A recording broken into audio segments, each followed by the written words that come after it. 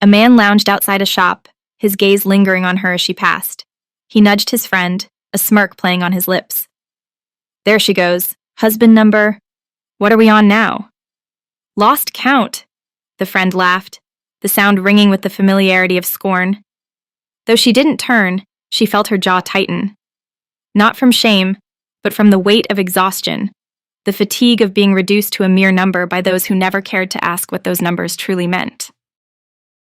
As she continued walking, she passed an older woman sitting in a doorway. Their eyes met, and in that brief exchange, the older woman offered not judgment, but recognition. A slight nod passed between them, a silent understanding that spoke volumes. Later, the sun blazed overhead as she made her way to the water tap. The streets lay deserted, the heat shimmering off the ground. She could have chosen to go at any time, but this moment belonged to her. It was the only part of her day free from whispers, stares, and questions. Just her and the quiet. At the tap, she noticed a man sitting against the wall, his clothes dusty and worn. He was a foreigner, marked by the differences that separated their worlds. Their eyes met, and in that instant, an unspoken acknowledgement passed between them. "Can I have some water?" he asked, his voice simple and tired. She paused, taken aback by his request. "You know who I am?" "No," he replied, his gaze steady. "I mean, you know what I am, where I'm from. Your people cross the street when they see us coming, and you're asking me to share my water with you?" "I'm thirsty," he said plainly. She scrutinized him for a moment, then filled a cup and handed it to him. "You're either very desperate or very strange." He took a sip. "What if I told you that what I have to offer would mean you'd never thirst again?" A slight smile danced on her lips. "You sound like every man I've ever met. Big promises, empty hands." "You've tested a lot of promises, haven't you?" "Excuse me?" "Tell me about your husband." Her expression shifted, curiosity mingling with caution. "I don't have a husband." That's the first honest thing most people wouldn't say. You could have made something up, but you just told the truth. He paused, studying her. "You've had 5 husbands. And the man you're with now, you chose not to marry him. Not because you can't, but because you've learned what that contract really means for women. Am I wrong?" Silence hung in the air. Instead of retreating, she stepped closer, scrutinizing his face as if trying to decipher an unfamiliar text. "Who told you about me?" "Nobody." "Then how?" "I see people. Not what everyone says about them, but the actual person underneath all the stories." His words struck a chord, resonating with something deep within her. This was different. This was not a man trying to impress her, but one who spoke truth, and it disarmed her. If you can see people like that, I have a question I've carried my whole life. Your people say God is on your side of the wall. My people say God is on ours. My life has been shaped by men who claim to speak for God, then use that authority to control women like me. Where is God, really? Because I'm tired of men telling me they know." "You're asking the wrong question," he replied gently. "You're asking where. The real question is how. God isn't behind a wall or in a building or on anyone's side. God is wherever someone shows up and is completely, painfully honest. No performance. No pretending. Just truth. Like what I just did, telling you I don't have a husband. Exactly like that." She hesitated, then spoke again, her voice low. "People say someone is coming. Someone who will finally make sense of all this. The fighting, the borders, the men who use God as a weapon. Someone who will just tell the truth." "What do you think?" he asked, his eyes unwavering. "I think I've been doing this long enough to know better than to answer that." "Doing what?" "Believing someone. I'm an expert at knowing when someone is lying to me. I've had a lot of practice." She said it almost as a joke, but it was a shield, and he saw right through it. "I know you are. 5 marriages. Every single time you saw through them. Every single time you refused to pretend it was enough. The whole world told you something was wrong with you, but you kept demanding the truth. You weren't failing at marriage. You were looking for something none of them could give you. Her arms folded defensively, but something shifted in her gaze. It was recognition, a flicker of understanding that this man was different. "Who are you?" she asked, her voice barely above a whisper.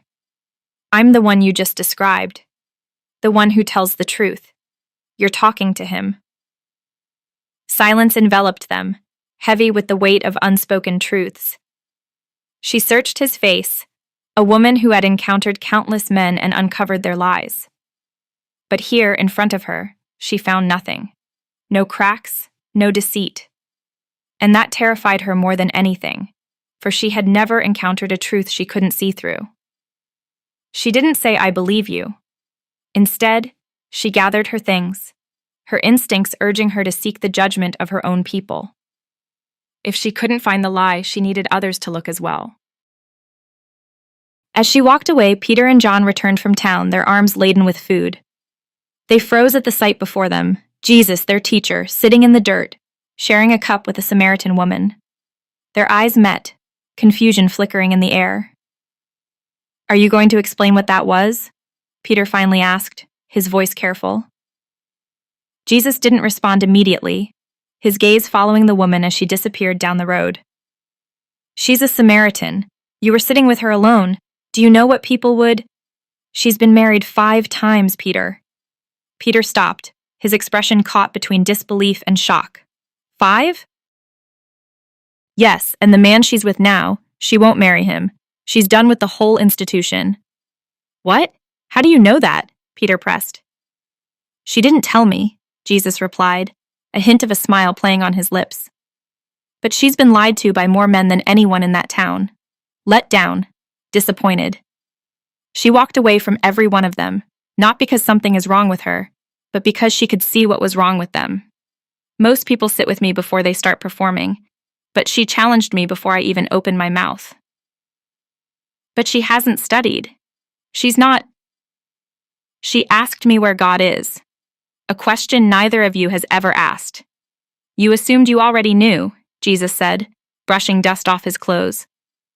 "I didn't choose her because she's broken and needs saving. I chose her because she's the most qualified person in this town to judge whether someone is telling the truth. 5 marriages. 5 times she looked a man in the eye and said this isn't enough. The whole town calls her difficult. I call her an expert." As they exchanged glances, a crowd began to form in the distance, led by her. In the market, the same women who had whispered and the same men who had joked were now confronted by her presence. She approached them boldly, no hint of apology or pretense in her manner. "I need you to come with me," she said, her voice steady. "Why?" one woman at the stall replied, skepticism lacing her words. "There's a man at the tap." "Another one?" A man outside the shop smirked. She met his gaze head-on, unflinching. "You know me. You've watched me walk through this town for years. You've watched me leave man after man.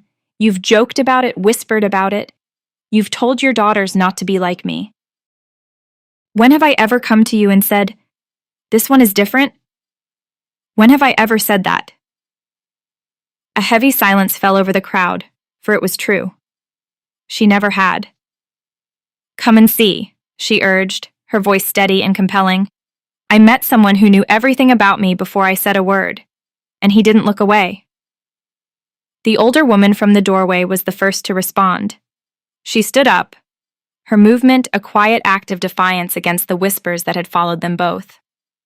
She began to walk toward the water tap, her footsteps echoing with a purpose that resonated in the hearts of others. One by one, others began to follow. Another woman, then a man who had made the mocking joke just moments ago. They exchanged glances, uncertain but intrigued, and soon they were moving together, led by the woman they had dismissed for so long. As they approached the water tap, he stayed seated, calm and attentive. He saw the crowd coming but didn't stand or speak. Instead, he waited. When they reached him, they formed a loose circle, their faces showing uncertainty and curiosity. He scanned the crowd until he spotted her in the back. She gave a small nod, and he returned it, acknowledging their connection. Time passed. The sun dipped low, casting long shadows. Day turned to night, but he remained there. The crowd settled in, their curiosity shifting to engagement as they listened to his words. The woman who led them sat with the group, not above them, but as part of them. She was the reason they had come, bridging their doubts and opening new possibilities. Dawn broke, painting the sky in orange and pink. He was still there, surrounded by those who once judged him. Conversations flowed, and a sense of community began to emerge.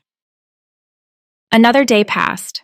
Her water bottles remained by the tap, still full and untouched.